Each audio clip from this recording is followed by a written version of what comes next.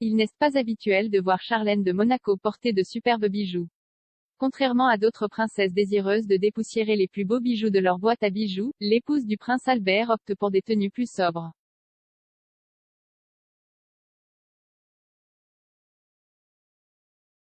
Cependant, il existe un diadème qui a une signification particulière pour le mariage et qui a récemment été sauvé.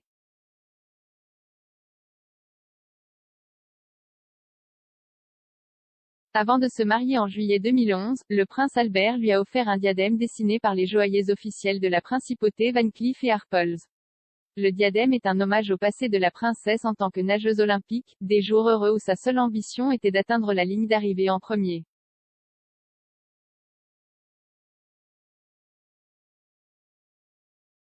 Le bijou se distingue par ses 850 diamants qui symbolisent l'écume de la mer et 359 saphirs de différentes nuances qui représentent les différentes couleurs de l'océan et 11 diamants de 4 carats sont disposés au centre des cercles comme s'il s'agissait de gouttes d'eau.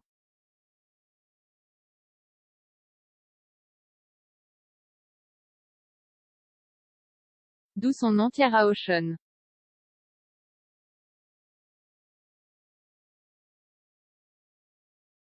Charlène a porté ce bijou très peu d'occasions et le porte généralement en collier.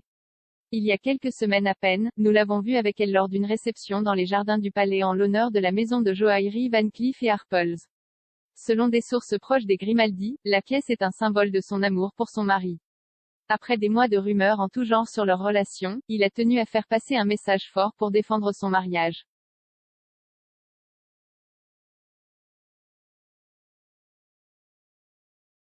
Charlène a porté le diadème en collier au Rose Bowl 2011, quelques mois seulement après avoir dit oui au prince Albert.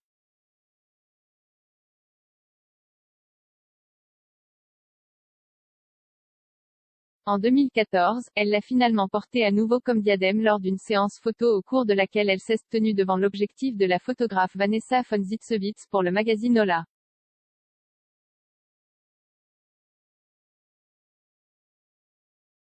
Charlène veut non seulement faire passer un message de normalité à travers ce bijou, mais cette semaine, elle a également montré son meilleur visage en tant que princesse lors d'une visite dans un centre pour personnes âgées.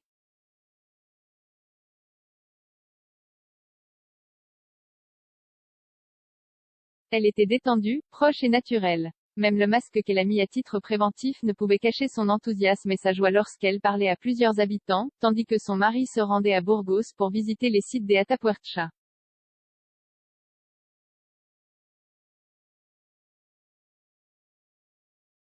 La princesse a retrouvé son agenda officiel après 15 mois loin des projecteurs publics au cours desquels elle a dû faire face à divers problèmes de santé, dérivés d'une infection des oreilles, du nez et de la gorge.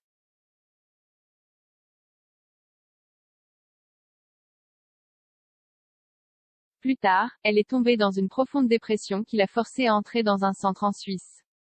La triste princesse semble avoir pris une nouvelle direction.